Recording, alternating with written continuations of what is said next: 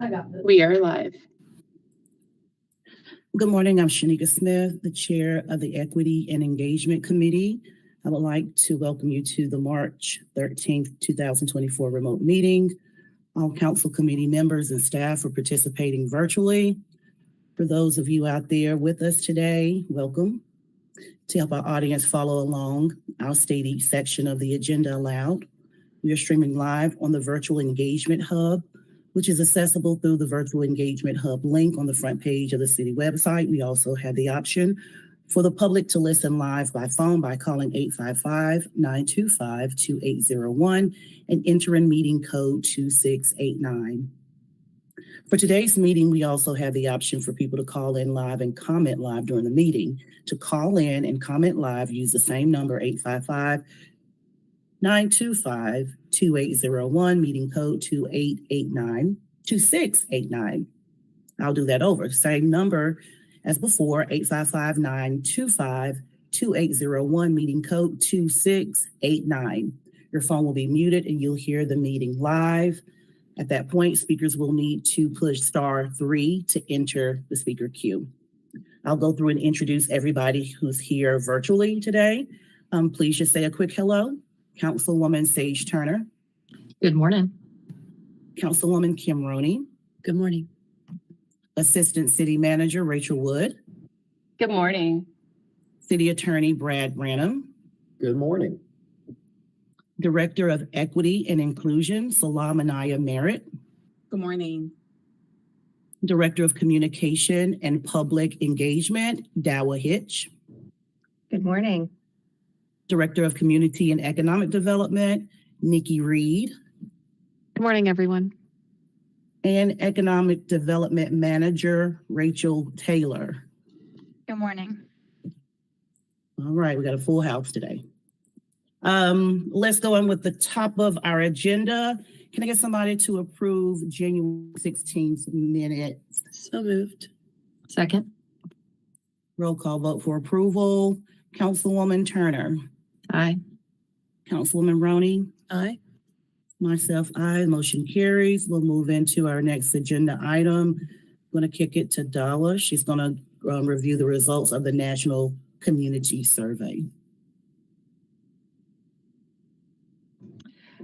Good morning, committee members. Again, I'm Dawa Hitch and serve as the Communication and Public Engagement Director. And this morning, I'll be going over an overview of a resident satisfaction survey that was conducted in December of 2023 and January of 2024. Next slide. All right, so regarding those results, here are a few key takeaways from our residents' response. 1, Asheville residents continue to experience a positive quality of life.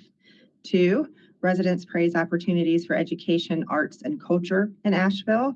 3, the economy continues to be a key priority area for residents. 4, safety remains a focus. And 5, as growth continues, general affordability and housing availability remains a top concern. So you'll note there's an asterisk next to education, and we'll get into that a little bit more as we move through the presentation. Next slide. So the goal today, given how robust this survey is and all the opportunities we have within it, I'm hoping to gain some insight from the committee on how to prioritize some of this information for the April 18th presentation we'll be giving to the full council. Next slide. All right, so you can see here the survey was administered by Polco and the National Research Center. They are exclusive partners of the International City Managers Association and the National League of Cities. Next slide. A little bit about the survey here in Asheville. This is the 5th time that we've conducted this survey, and the results are statistically weighted to reflect Asheville's overall sentiment. So what that means is that we can have a pretty high confidence level with the responses that we see being representative of our entire community. And of course, that's with a plus or minus 5% margin of error. So when we start to look at those values as we move through the presentation, might just want to be mindful we can feel pretty confident in them, and there could be a plus or minus 5% with the true sentiment of the community. Next slide. All right, so why do these kinds of surveys in local government? They offer us lots of opportunities in the area of continuous improvement and planning. So we can look at trends, how we stack up against prior responses from our community. We can measure government performance. We can benchmark against other communities. And of course, those results can be used to inform budget priorities and strategic planning decisions. Next slide. All right, here's just a brief overview of all of the benchmark opportunities we have with this particular survey administrator, and they certainly do range across the city. So these are all cities that participate in this survey and we can benchmark against. Next slide. So let's dig in, the overview of the survey results. Next slide.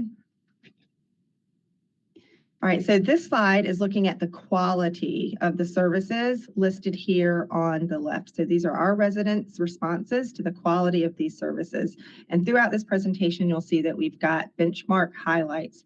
The light green is areas where we are benchmarking lower than other cities, and the dark green is where we are benchmarking higher. The mid shade is where we are benchmarking similarly. So for example, you can see that our residents' rating of our overall quality of the transportation system is at 31%, excellent or good rating, and that is lower than benchmarks across the country. And then when we're looking at overall opportunities for education, culture, and the arts, the satisfaction's up at 84%, and we're benchmarking higher. Again, more details on that as we dig into the data. Next slide. Here, we're looking at the importance that our community places on all of those same services. So you can see that we benchmark similarly to other cities across the country in all areas. And just looking at an area where the satisfaction or the importance is the highest, an example would be 92% rate the overall quality of the utility infrastructure as essential or very important. Next slide. All right, so when we look at those two things together, it can give us some valuable insight. So if we're looking at how important, you'll see here in the lower right quadrant where the green star is that there are some areas, those being mobility, safety, economy, and utilities, where our community gives them high importance and the quality of those services are lower than the median. So those are some insights that we can gain as we're looking at prioritizing things through the budget and through our organizational and departmental work planning for the coming year. Next slide. All right, so the key findings, we're going to go through those in a little more detail and quickly. So next slide. Key finding number one, that high quality of life that we mentioned in the beginning. Next slide. So you can see here that about 8 in 10 residents gave excellent or good ratings to Asheville as a place to live, their neighborhood as a place to live, and were very or somewhat likely to remain in Asheville for the next 5 years. Next slide. All right, key finding number two, those opportunities, that praise for opportunities in education, arts, and culture. Next slide. You can see here the dark green is areas where we are benchmarking higher than other cities, where there's higher satisfaction with those. And that asterisk I mentioned earlier, just wanted to be very clear that here in this slide, we can see that our community is benchmarking lower in K through 12 education and the availability of affordable quality childcare or preschool. So you'll see those in those light green, K through 12 with the 54% satisfaction and the child care with the 25% satisfaction. So I thought that was worth noting that there's a difference between those facets of what education, arts, and culture make up. Next slide. So moving into the economy, next slide. So it continues to be a key priority. You can see here that we're benchmarking higher with Asheville as a place to visit, and we're benchmarking much lower when we're looking at the cost of living at 10% satisfaction. Next slide. Safety, again, continues to remain a concern. Next slide. Look a little bit deeper into that, and you can see that we're benchmarking similarly with 95% excellent or good ratings for how safe people feel in their neighborhood during the day. And then here we're benchmarking lower in the areas of how safe people feel in the downtown commercial area, how safe people feel from property crime or violent crime. Next slide. All right, so here we go with growth and general affordability and housing availability remaining an area of top concern. Next slide. All right, you can see here in this bar graph that in all of the areas that are making up that growth and development category, we are benchmarking lower than other cities. And we'll also note that 87% of residents rated affordable housing development as an essential or important investment for the city. Next slide. All right, so we also had the opportunity for some special topic questions. I'm not going to spend a whole lot of time on these slides, but these were some different strategies we put out there to get a response for how much support there was from our community. You can see here in this slide that there's general support for all of the strategies. The one that appears to have the most is implementing strategies to prevent displacement of long-term residents with lower incomes. And there's a slight difference here with implementing zoning initiatives to increase housing density and the support that there is for that. And I'll just note that none of these results are final in nature or can be looked at as standalones, but rather they are opportunities for us to consider the approach we might take to any of these. For example, we might need to do more education around zoning initiatives in general. I just wanted to put that out there. So next slide. Community reparations for Black Asheville, another special topic question. You can see here that within all the impact focus areas, there appears to be significant support for those, all of those, when you're looking at strongly support or somewhat support or over the 80% mark. Next slide. And the last special topic question related to some strategies around our homelessness response. And again, you can see that there is support for all of these strategies that were put to the public. Next slide. So now we're going to dig a little bit deeper into how might we use this information. I mentioned earlier trend analysis is one, so I wanted to give a few areas where we are trending up to the community and the committee in this presentation. Areas where we're trending up, this is certainly not comprehensive because there's a lot of data in there, but areas where we're trending up: carpooling, yard waste pickup, and recreation programs or classes. Areas where we are trending down from the last survey we did in 2021 would be the quality of crime prevention, affordable quality food, and the overall quality of the utility infrastructure. Next slide. Okay, we can also use the data from this survey to compare ourselves against other cities. That's in the national database, that's the benchmarking, and tourism-based cities that have tourism-based economies. So we've got benchmarking capability in both of those areas.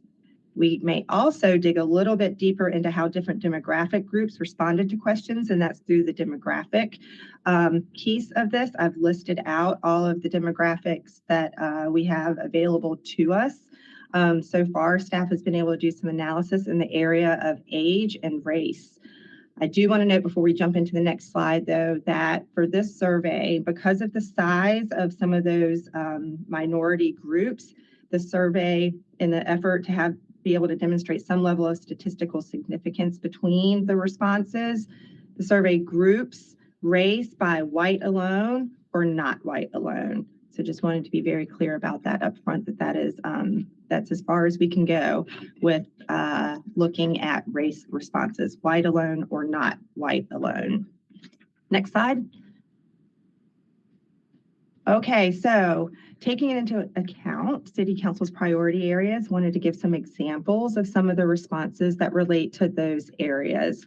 When we're looking at neighborhood and climate resilience, we can see here that the quality of emergency preparedness, we're benchmarking similarly to other cities.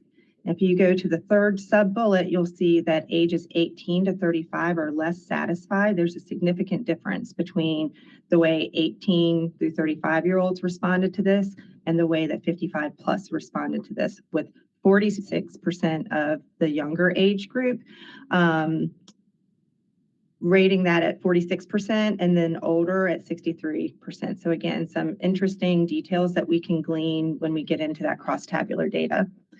When we're talking about equitable, affordable housing and stability, we are ranking much lower than other cities with an 8% positive response to that question, and there was no significant difference between age or race response. looking at improving and maintaining infrastructure and core services. And one of those is the quality of the bus or transit service. You can see that we're benchmarking similarly to other cities. And when we get into some of that demographic information, we can see that people who identify as white alone are less satisfied with that service than people who identified as not white alone. Again, some interesting things for us to dig into further as we work through prioritizing things in the coming year. Next slide.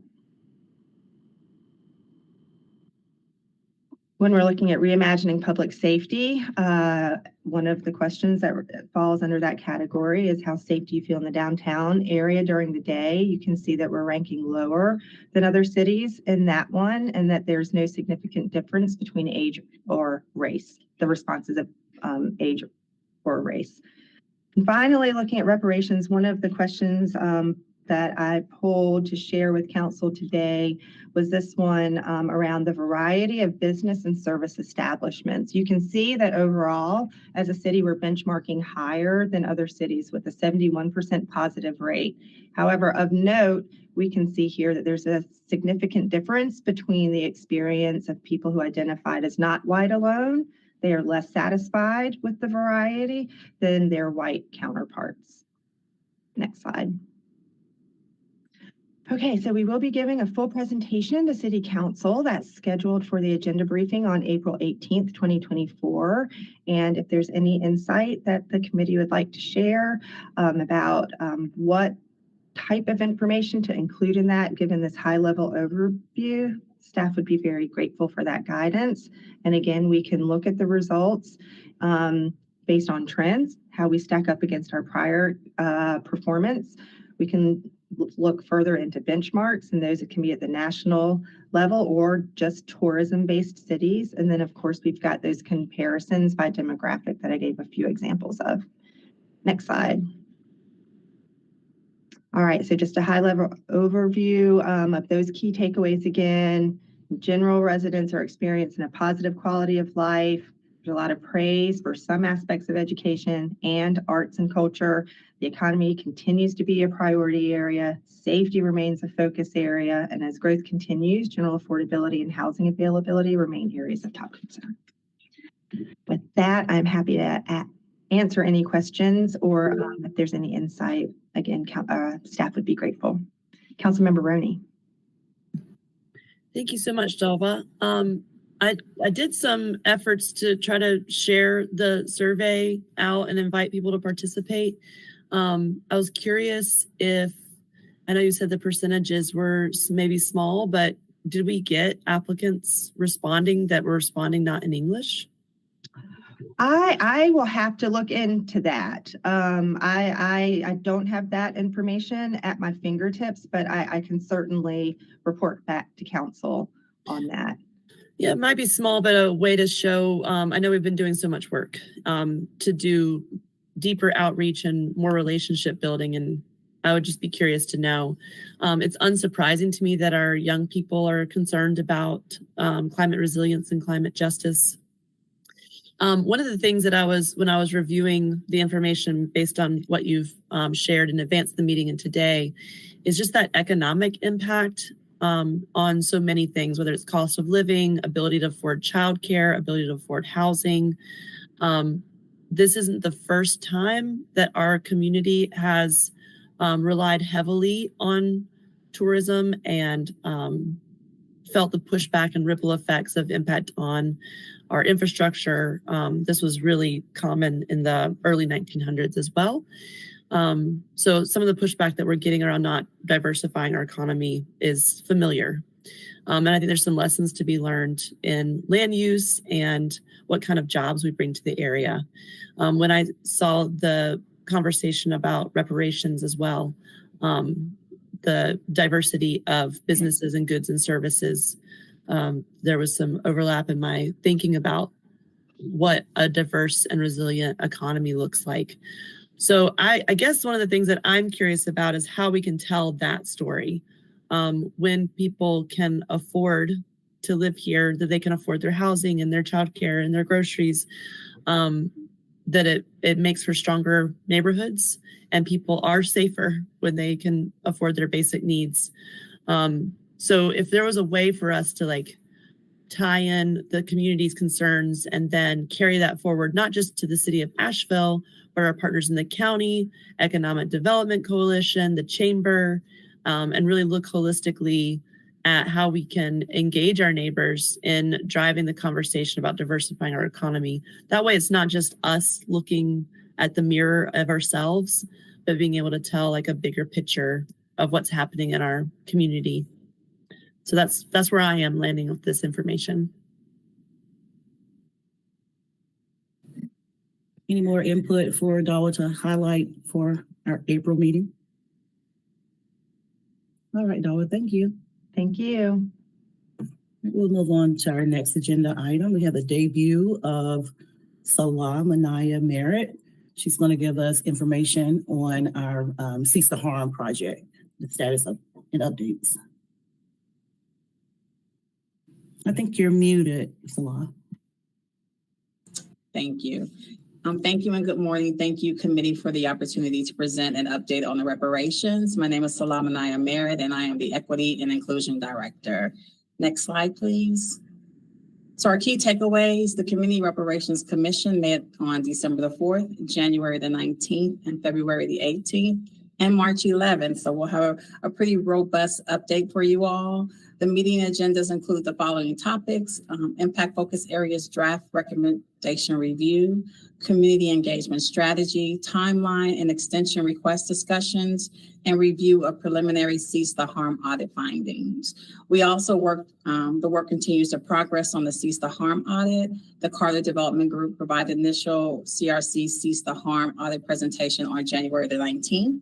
And we had a Q&A associated with the initial findings that took place in our February 18th meeting. And then our final report is to be presented to the CRC, Buncombe County, and City Council this month. Next slide, please.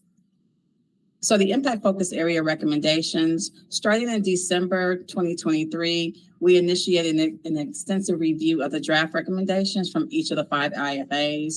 And the schedule for the reviews included the December 4th meeting was a joint recommendation with Economic Development and Education. This past Monday, March 11th, we had a virtual meeting. There was recommendations for housing and criminal justice. And then our next meeting will be on March the 18th. Health and Wellness will be presenting on their recommendations. The CRC is meeting twice in March just to continue their review of the draft IFA recommendations. And the goal is to begin finalizing those recommendations and prioritizing them in April of 2024, next month. Next slide, please. So community engagement. At our February 18th meeting, the vice chair presented a community engagement plan to the full CRC. They approved that plan, and the commission members volunteered to be a part of not just the outreach, but also the pulling together of the community engagement activities. The first meeting of the community engagement committee took place last week on Thursday at the Grant Center. Well, I think we had about 10 people who attended that meeting. Some really great feedback was presented at that meeting. The plan is to engage the community and to receive feedback on the draft IFA recommendations. And then the Community Engagement Committee is currently working on a community jamboree, which will take place on April 27th in Pack Square. The work is also underway to work with the Housing Authority to conduct outreach and engagement activities. And Equity and Inclusion staff and CAPE staff are providing support to the vice chair on this implementation of that community engagement plan. Next slide, please. So project timeline. There was a timeline and key milestones presentation presented in our February meeting. I apologize, there is a typo. It should be 2024. What was covered through the end of June of 2024. In February through April, we're going to do community engagement efforts, which is something that was requested by the full CRC. In March of this month, we'll do the final Cease the Harm presentation. March through April, we'll also take a deeper dive into those IFA recommendation presentations and review. and that will be with the housing, criminal justice, health, and wellness. And then in May, we'll start the preliminary voting on recommendations by the full CRC. June, we'll do the final voting for recommendations. And then also, we're looking at a final submission of the recommendations to City Council and the Board of Commissioners in June. Next slide, please. The Cease the Harm audit, the initial findings, as I stated in the earlier slide, were presented at our January CRC meeting. The Carter Group joined us in February virtually to respond to questions that the CRC had about that presentation. The final report will be presented to different bodies on the following dates. March 18th will be the full CRC. March 19th will be Buncombe County Board of Commissioners, and March 26th, it will be City Council. Next slide, please. So again, back to our key takeaways. The Community Reparations Commission met again in December, January, February, and March. We focused on IFA recommendations, community engagement strategies, timeline and extension request discussions, as well as review of the Cease the Harm audit findings. And again, work continues to progress on the Cease the Harm audit. There was a presentation in January, Q&A in February, and a final report to the CRC, Buncombe County, and City Council in March. At this time, I am available to take any questions that you all may have. Thank you again for the opportunity.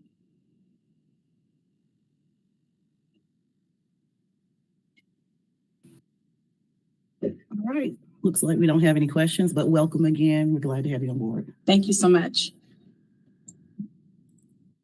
All right, we're going to move to our Strategic Partnership Grant Award recommendations presented by Rachel Taylor.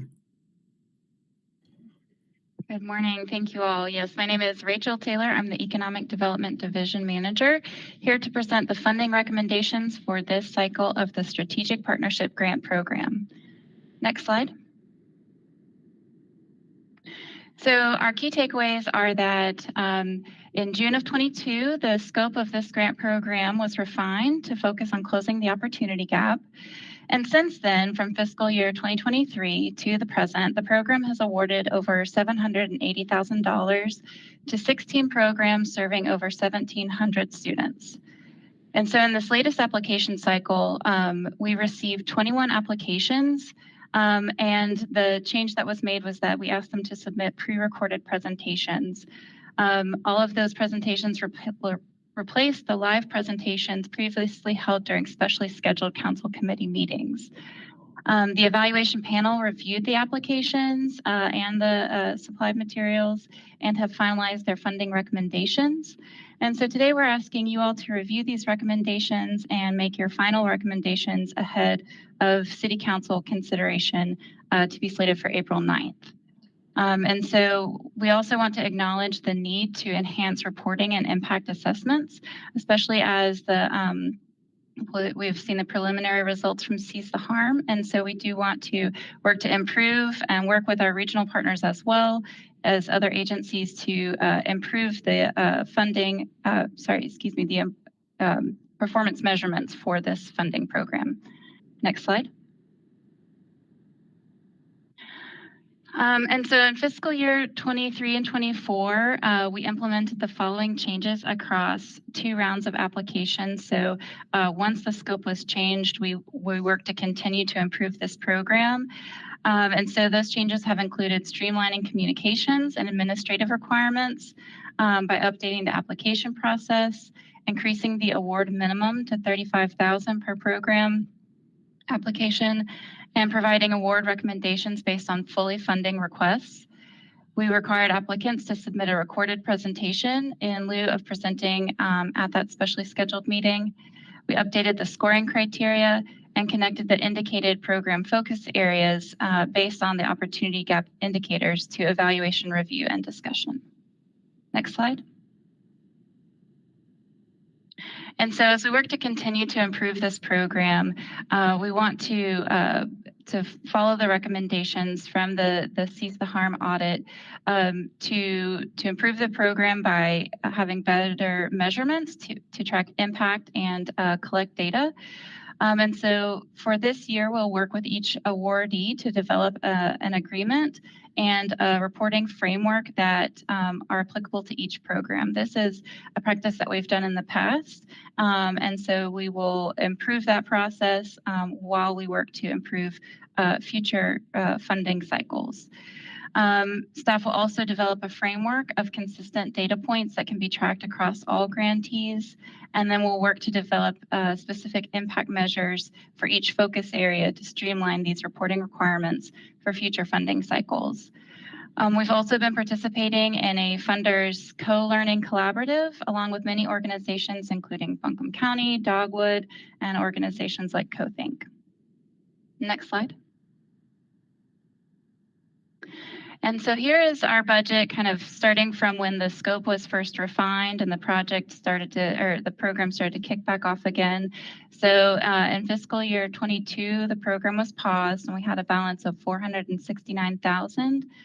In fiscal year 23, when we confirmed the refined scope and then relaunched the program, the balance was $711,000. And in that year, we awarded $375,500 to grantees.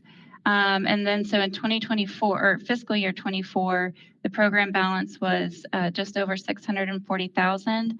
And the total we've awarded as of November 23 was $406,209. And so we anticipate having $237,000 to award in this funding cycle. And then based on previous years, we anticipate the program balance for fiscal year 25 to be $242,000. We do acknowledge that the request to increase the balance of this grant program has been in the works and may be a part of the budget process. So that is subject to that process. Next slide. So for our evaluation panel, we continued with the adjustments that we made in the last round by having subject matter experts as a part of our panel. So this year we had two staff members from Asheville City Schools, Rita West and Lavette Campbell. We had two City of Asheville staff, Dennis Newbern and Frank McGowan. We had two Kayla students that participated this year and a professor from Western Carolina University. Next slide. And just to reiterate, our program focus areas are based on key indicators that reflect the opportunity gap. So we've got educational gap indicators, which can leverage and build on educational elements. So things like average test scores can reflect sort of the scope of educational opportunities, after school programs, childcare and preschool. We also have network and resource gap indicators that could include first generation low income. A network gap indicator could look like transportation, the availability or scarcity of transportation to programming and educational opportunities and programming in neighborhoods and communities, as well as the income and resource gap, and then the digital divide. Next slide. We also adjusted our grant scoring criteria. These aligned with Buncombe County Strategic Partnership grant scoring criteria, and these included elements like the need for the project plan, proposed results, the organization's capacity, the demonstration of the organization's commitment to equity, and the budget. So each scoring category was on a scale of 1 to 5 with a maximum total score of 30, and each criterion was weighed equally. Next slide. And so those the opportunity gap indicators tied into these grant focus areas. So addressing the educational gap, we asked each of the applicants to select the focus area that they felt most aligned with, acknowledging that some programs may overlap across these three categories. So we had addressing the educational gap, which could look like providing access to educational opportunities, addressing the network gap, building networks and readiness for success, and then finally addressing the resource gap, providing access to support services and resources. Next slide. And so applicants were first reviewed for eligibility. Staff conducted this review, and then they were reviewed by the evaluation panel. And like I mentioned, that included CALA students and subject matter experts. This supports the goals of ensuring that the applications are complete and eligible. All of the applications we received were eligible to be reviewed by the evaluation panel. And it ensures that the awarded activities include effective operations and services that meet the program scope. The panel reviewed each project's ability to meet community needs, as well as the applicant's abilities to successfully implement the project. And so the funding recommendations are based on the highest ranked projects and on fully funding allocations. Lower scoring projects may be considered for partial funding if the project meets a critical need. And award recommendations for each eligible application are based on scoring criteria and then will be voted on and reviewed by you all and then would move forward to City Council. Next slide. And so, like I mentioned, in this funding cycle, we received 21 applications with a total funding request from all of them totaling $1.3 million. And then the total recommended award is $237,000. This is relatively in line with the last several funding cycles. So the first year, the pilot in fiscal year 23, we received 31 applications with a total request of $1.9 million. And then in round 2, we received 23, total request of 1.6. Round 3 was a reallocation of unspent funds from round 1. And then round 4, we had 21 applications with a request of 1.3 million. And so you can see the median request there as well as the amount awarded. And obviously the round 4 will be dependent on our conversations today and headed into our conversation with the full council. Next slide. So the evaluation panel reviewed all 21 applications and reviewed all of their materials, including the video presentations that were submitted. We met to discuss the final recommendations this past weekend and confirmed the scoring recommendations. The top scoring applications were from PODS for Food Security Enhances Learning Program, Horizons at Carolina Day for their summer 2024 enrichment program expansion, Literacy Together for youth literacy, ARC of Buncombe County for bolstering transportation support for the I/DD community, and Serve to Lead for their Youthful Hand Summer Jumpstart program. These were scored the highest and were confirmed in discussions with the evaluation panel. And so the funds requested are listed here. They were evaluated based on fully funding. However, given the amount that we were trying to work within, the evaluation panel recommended that all of them be fully funded except for the PODS program, which those scored the highest. The panel felt could make adjustments based on the application submitted and the budget submitted. They could make those adjustments better, a little easier than some of the other programs. So that's why you'll see that for that one, it is not fully funded. Next slide. And so also staff recommended in January 2024, staff presented considerations for a budget expansion. Staff recommended that this expansion consideration occur through the budget development process. Staff also recommended that any additional funding be made available in the next funding cycle, which will begin in fall of 24. This recommendation supports maintaining a regular program schedule and process. It also maximizes staff capacity to manage the program and implement program improvements. Next slide. And so again, since 2024, we've worked to refine the scope of this grant, and then we've worked to allocate over $780,000 to 16 programs, serving over 1,700 students. This year, we received 21 applications, and the biggest change this year was that we asked for applicants to submit pre-recorded presentations. The evaluation panel reviewed these applications and have made their final funding recommendations. And so we're now asking you all to review these recommendations and make your final recommendations ahead of a vote by full council. Thank you. Thank you, Rachel. Committee, any questions or comments? Kim? Thank you, Rachel. A couple of things. One, I so appreciate having students involved in this process. So thank you for making that part of the review. Two, I heard an acknowledgement that we have requested additional funds. And so thank you for that.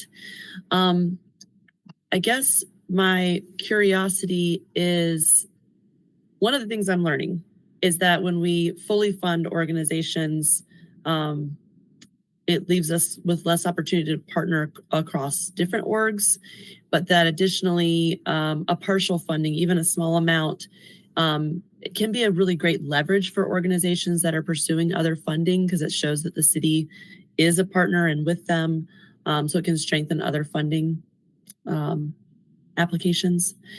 But I guess one of the things after your presentation that came up for me was, can you speak a little bit more about why the pods didn't receive full funding? Like the part where you mentioned something about they could more easily change the application. Does it mean they'll serve fewer students? That wasn't really clear to me. What parts would they change? So based on the scores across all of the applications, the next highest scoring applications were Read to Succeed and Open Doors. They also had requests of over 76,000, and then Open Doors had a request of over 130,000. And so simply kind of going down the list was not an option that the evaluation panel recommended at that time. And then when determining how the funding could and should break down to kind of get at that 237,000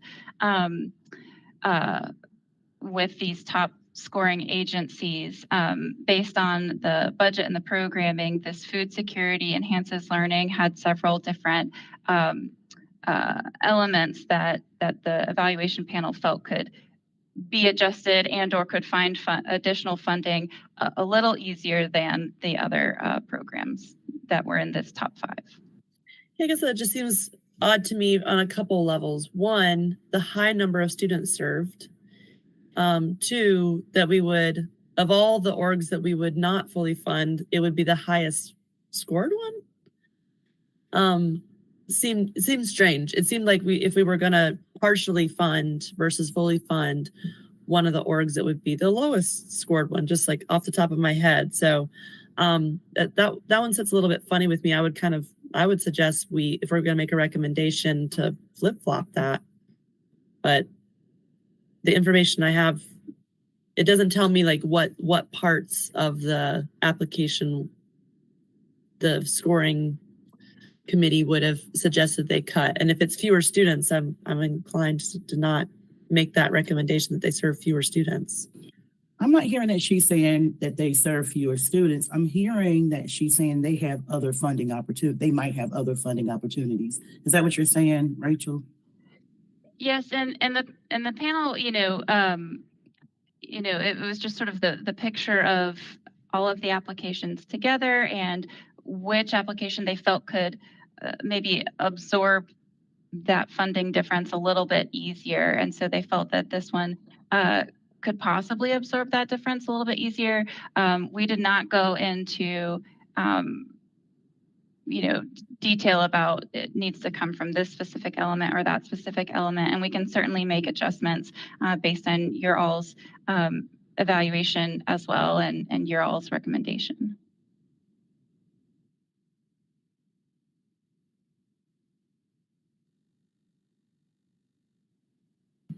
Yeah, I guess it's still curious to me that we would not fully fund the highest ranked one using our own metric. Does anybody else in this committee share that curiosity, or we're just going to go with the flow? And I hear you, Kim. It's a little odd. I don't know what to do about it. I mean, if they are going to be able to seek more funding, I don't know how we'd know anyways. I don't like basing the decision on that. I don't know if they do it in this process, but I remember in maybe CDBG, we would ask applicants, if you were not fully awarded here, where are your other funding sources, like whether the other funding sources come from, and they were able to list. Now, Rachel would have to confirm if that was, if they were engaged with that question or not, how they came up with their ability to absorb cost. So we did not ask the applicants a question about their ability to work within partial funding. We did ask for each applicant to submit a budget and budget narrative. And so with that, that sort of informed the total picture of the application. And then in the budget, there's also an option for each of the applicants to list their the program funding, their organizational funding, what is committed, what is pending, and those are reflected in both the budget and budget narrative.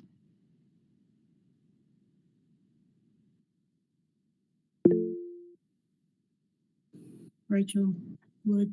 Good morning. Thank you, Councilmember Smith. I just wanted to note first, thanking Rachel Taylor and the evaluation panel. They've worked really hard to try to be as responsive to the feedback that they've received from this committee, as well as previously from the Housing and Community Development Committee, to make this process as clear and straightforward as possible. And just want to note for this committee as a reminder that these are discretionary general fund dollars. So while the recommendation from the evaluation panel, we hope will be factored in as you're making that decision, that this committee does have discretion to make other recommendations outside of what came forward from the evaluation panel. And while it's not listed on this slide today, we were hoping to get either further direction on additional information needed, or potentially have this committee consider the funding recommendation so that it could be elevated to full council for a vote at a subsequent city council meeting. But you are going to come back to this committee before we move to full council. If additional information is needed. So if the committee is not prepared to make a recommendation today, we can come back to a subsequent meeting, but we just need to know what specifically, other than the question that was raised by Councilmember Roney, what details would need to be provided in order to have you to a place where you would be ready to make a recommendation. So I guess I like the question, if we were going to ask for more information, where would additional funding come from? And if we get an answer that the highest ranked applicant is going to have to cut the student serve, that would add to my understanding on what kind of recommendation I would make to the full council.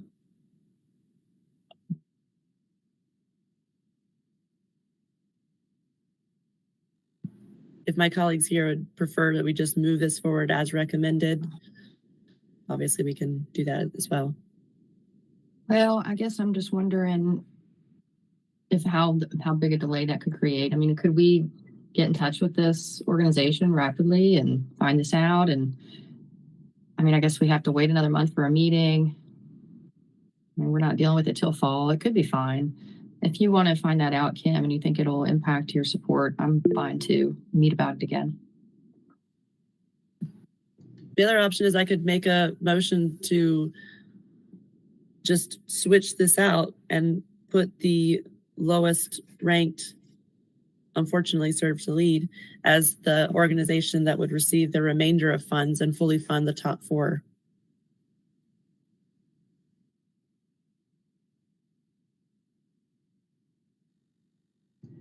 And Councilmember Turner, I heard you reference a timeline. Rachel, would you mind just really quickly walking through the timeline for this round of funding versus the next round, where if additional budget was available, those funds would come into play? Yes, so based on this committee's input and feedback, if through the budget process this grant program received additional funding, the options that we presented, I believe in January, were that we could either have it roll over into a larger pool so to say, in for our next funding cycle, and that would open up in the fall of 24.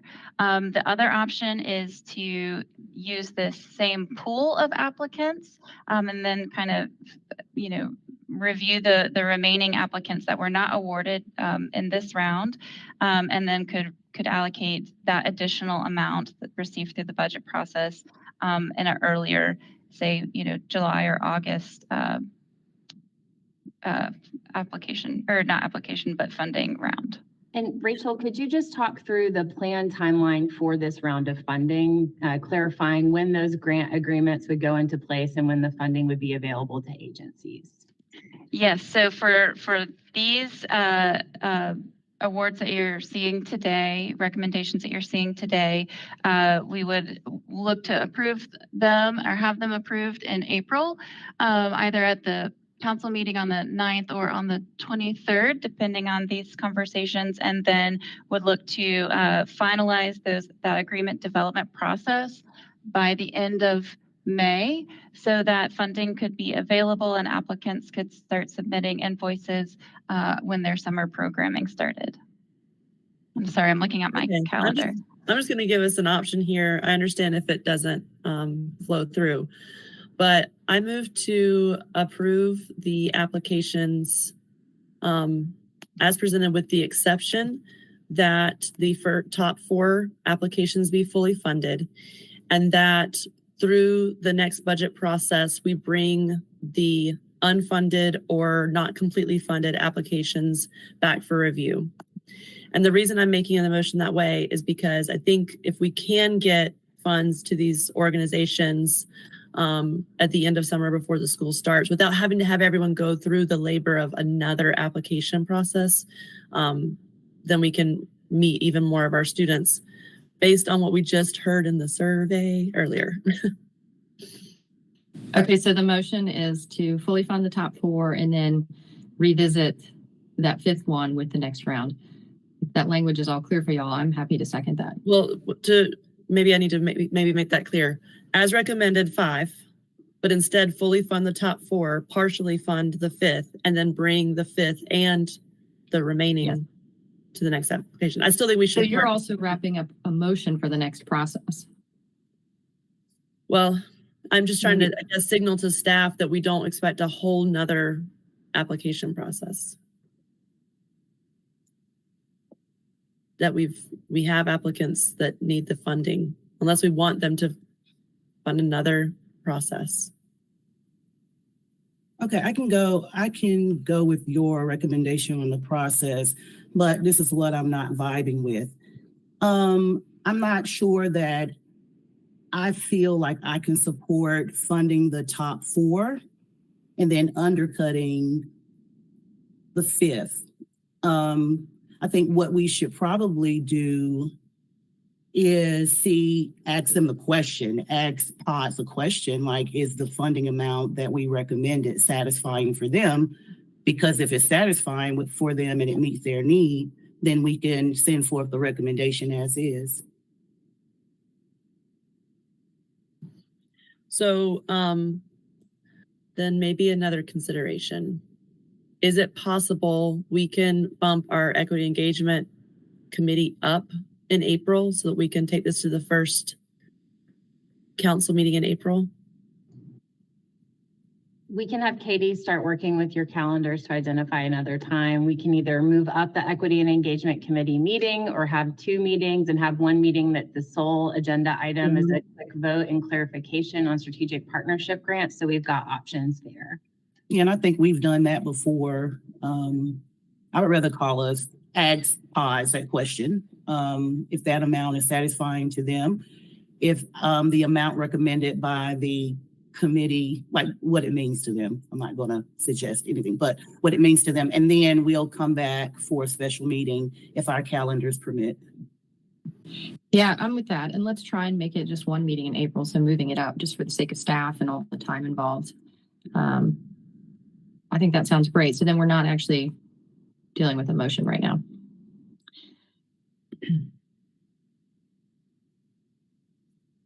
All right.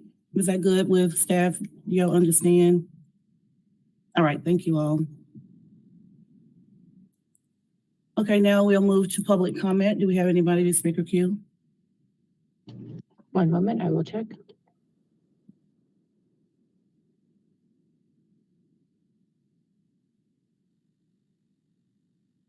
No, we do not. All right, any further comments for today? All right, meeting adjourned.